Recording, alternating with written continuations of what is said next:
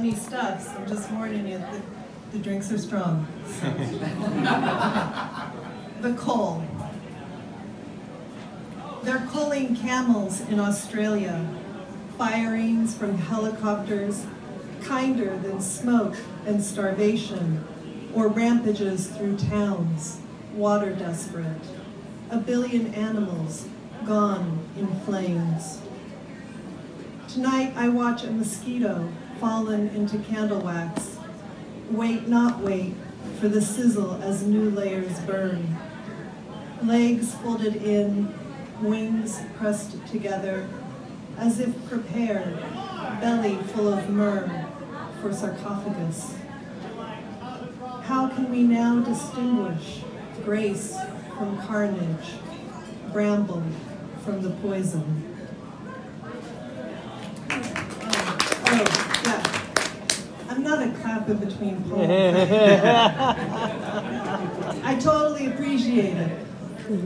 But it's all whatever. Okay.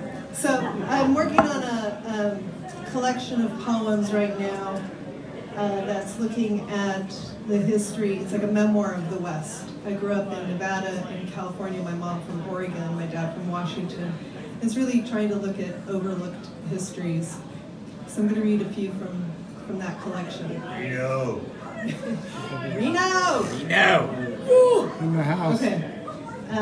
This is not about Reno, though. Los mozos arrieros, the young muleteers. I want to know the songs of men silent, save the tinkling of mares' bells, the calls of hippa and mula, the rhythm of hooves and feet in the stillness of pine and redwood. I want to know the songs of men silent, moving targets, comfort-laden, paid in gold. Lift and load, cook and mend, diamond hitch, aparejo, rifles in their hands. I want to know the songs of men silent from our stories of mines and manifest, who fed Walla Walla to Boise, through cliffs and canyons, with whiskey, iron, casket, spice.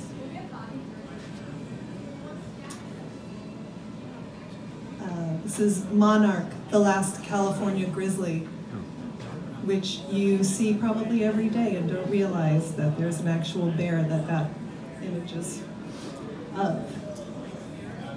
Ursus arctos californicus, bear, monarch to rule alone. Colin Preston killed 200 grizzlies in one season.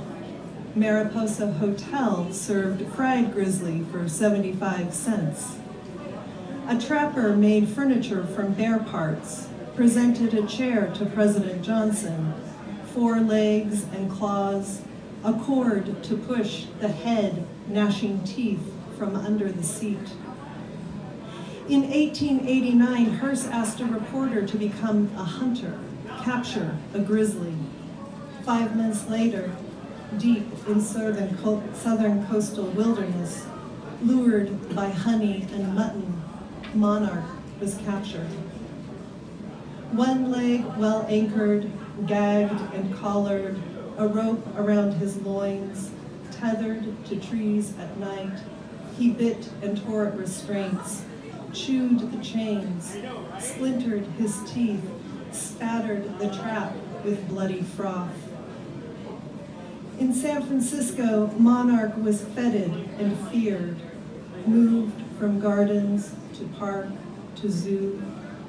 By midwinter exposition, the ostriches drew more spectators. But in '06, his survival inspired a city beaten by quake and fires. 5 years later, he would be put down, skinned and stuffed, his remains buried, then exhumed, his skull lost, cracked and broken, his taxidermy body the model for a new state flag. On the white background, red star to left, walks a bear, head bent slightly, mouth open, teeth bright, free to feel the soft and rough of the ground, the green underneath its unchained feet.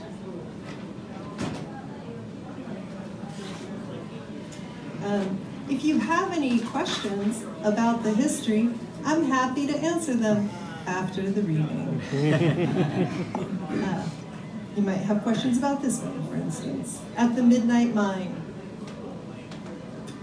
twin brothers uncovered the glow where the Spokane and Columbia rivers meet.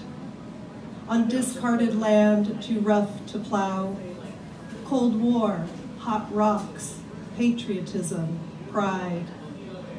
Through town to mill, crush and beat, patty cake, yellow cake, paycheck man. Miners brought home playthings, hard rubber balls, pretty green rocks, dust beneath the trucks, dust in the air, dusty work clothes washed off site. Near the pit, women tanned deer and elk hides. Sweat lodges had tainted willow and water. Young man swam in the river, ate roots and berries and wild game, died of a rot that started in his bladder, spread through his limbs.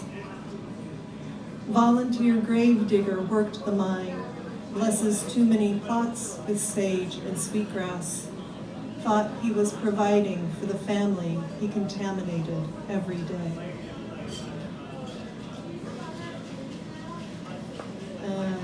I'm gonna shake it up just a little bit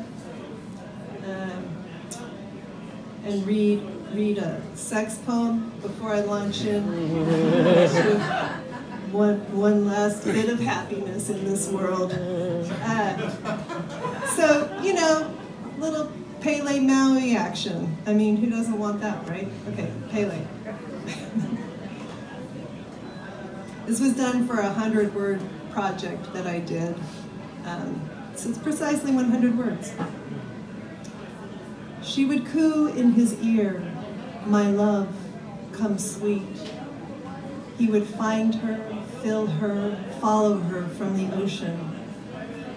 Her body unable to hold her heat, "Come, my love, here, here, come," she would whisper as she spilled forth, molting rock as she ached, arched, and asked for her lover.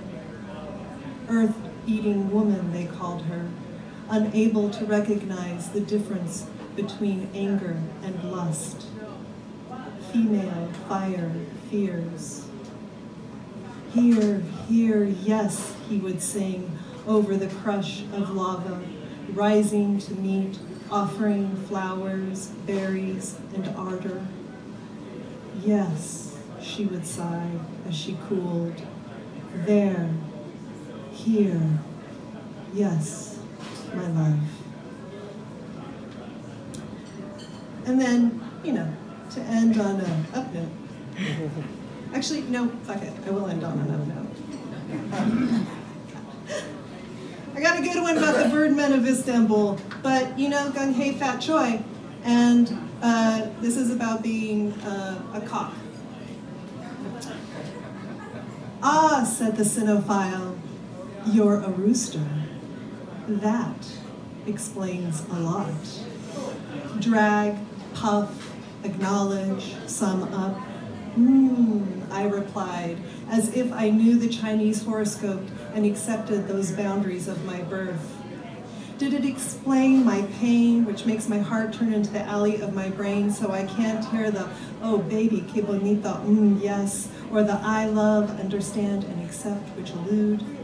Or did it explain my overconfident, strong voice, straight back, firm shake? That's quite a firm shake for a lady. Kikiriki, cockadoodle-doo, how many gung-hei fat choys do I have to live through before I understand I was born in the year of the cock? Thanks.